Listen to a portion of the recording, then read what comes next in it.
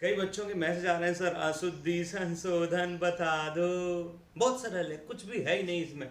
आपको वैसे लंबा टॉपिक है कारक, पर अगर आपको कम समय में सीखना है तो नॉर्मली मैं बता देता हूँ सातों में विभक्तियाँ। जैसे आप कोई भी लाइन देख रहे हो तो उस लाइन में देखो मेन क्रिया क्या है। आपको जैसे ही पता चले कि क्रिया खाना है, खादती है, तो अब क्रिया को देखो करने वाला कौन है। तो जो क्रिया को करेगा उसमें प्रथमा विभक्ति रहेगी। जैसे यहाँ पर क्रिया है पिबती, अब जो क्रिया को करेगा उसमें प्रथमा विभक्ति रहेगी।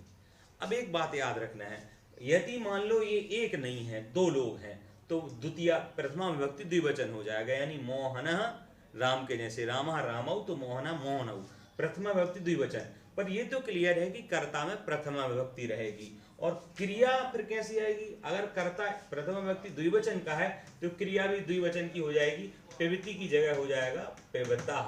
ठीक है। अगर कर्ता बहुत सारा है तो इसका मतलब कर्ता बहुवचन का है, बहुत सारे बहु हैं, तो क्रिया भी बहुवचन की हो जाएगी पेमंती। तो ये याद रखना है कि कर्ता में हमेशा प्रथमा विभक्ति रहेगी कर्तृवाच्य के वाक्यों में, सामान्य वाक्यों में। अब ठीक है, प्रथमा विभक्ति समझ में आ गई, तो द्वितीय विभक्ति समझते हैं। बड़ा सरल है, यहाँ बहुत बच्चे परेशान होते पर ये बहुत सिंपल है। कर्ता जो होता है वो जिस क्रिया को करता है, और कर्ता क्रिया के दौरान सबसे ज्यादा जिसको चाहता है।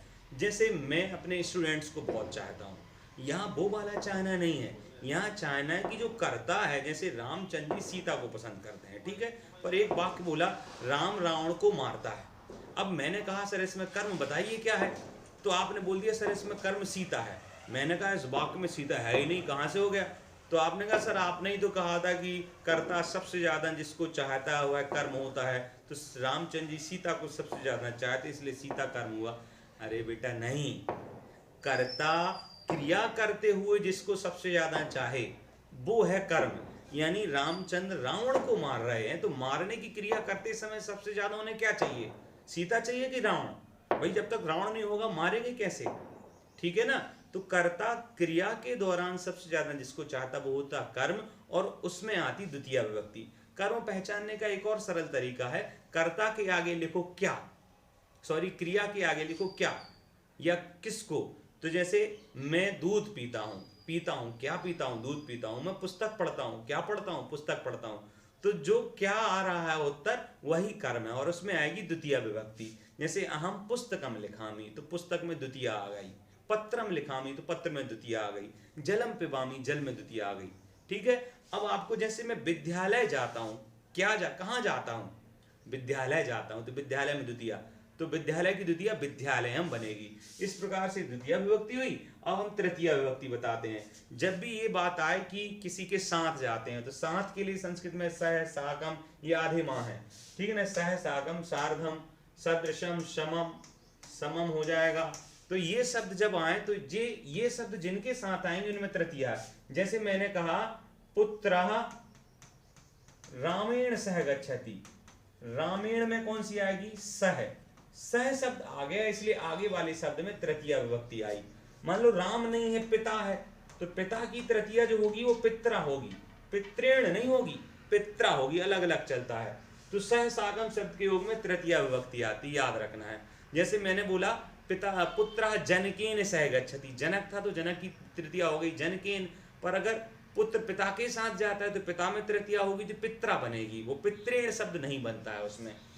आगे एक और है, जैसे नमा शब्द है, तो जिसके लिए नमा, अगर वाक्य में नमा शब्द आया है और जिसके लिए भी नमा किया जा रहा है तो उसमें चतुर्थी विभक्ति आएगी। जैसे गणेश नमा लिखा है तो आपको करना पड़ेगा गणेश की चतुर्थी और गणेशाय करना पड़ेगा। सरस्वती लिखा है और नमा लिखा है तो आपको सरस्वती की चतुर्थी विभक्ति करनी पड़ेगी, और सरस्वती की चतुर्थी विभक्ति होती सरस्वत्यई, सरस्वत्यई, आई की मात्रा आ जाता है या में। तो गणेश की गणेशाय नमः होगा, सरस्वती की सरस्वती नमः होगा, ऐसे चलेगा। अब आते हैं नमः स्वस्ति स्वाहा, ऐसे शब्द रहे तो चतुर्थी। अब एक शब्द है, जैसे मुझसे कोई चीज अलग हो जाए, जैसे मैं घर से विद्यालय जाता हूं तो घर से अलग हो रहा हूं, तो जिस स्थान से अलग होते हैं उसमें पंचमी विभक्ति आती है। जैसे वृक्ष है, ये वाक्य हमेशा आता है, वृक्ष से क्या हो रहा है, पत्ता गिर रहा है। अब पत्ता अलग हो रहा है इसलिए वृक्ष में कौन सी विभक्ति आई, पंचमी विभक्ति, वृक्षात पत्रम। अब एक पत्रम पतति, तो देखो क्रिया क्या है, पतति। क्रिया कौन कर रहा है, पत्र, तो कर्ता हो गया पत्र। अब कर्ता जितने रहेंगे क्रिया वैसी आएगी। मान लो पत्र बहुत सारे हैं, मान लो पत्र बहुत सारे हैं, बहुवचन में पत्राणी है, तो क्रिया आ जाएगी फिर पतंती। ठीक है। और वृक्षात में कुछ नहीं करना है, बस वृक्षात में पंचमी लगा दीजिए। जिससे आपको डर लग रहा है, चोर से डर लग रहा है तो चोरात विभेति। ठीक है, ये हो गया पंचमी का। एक और ये है, जैसे कहीं से कोई निकल रहा है तो गंगा हिमालयात प्रभवती लिखा है, ये इसमें पंचमी लगानी पड़ेगी, है ना, बड़ा या और आधा ता, क्योंकि गंगा जो हिमालय से प्रभवती बहती, यानी हिमालय से तो अलग हो रही है ना, दूर जा रही है।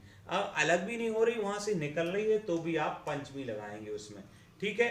अब जैसे किसी में संबंध बताना, बोले राम का पुत्र, राम की पुस्तक, राम की अयोध्या, तो जब हम संबंध बताते हैं एक दूसरे में, तो जिससे संबंध बताया जाता है उसमें षष्ठी रहती है, तो रामस्य पुस्तकम, ऐसा हो गया। सप्तमी विभक्ति स्थान में होती, कहाँ रहते, बोले घर में रहता हूँ। कहाँ रहते, बोले नगर में रहता हूँ, तो नगरे, सप्तमी विभक्ति। इस प्रकार से मुख्य मुख्य कारक संशोधन थे।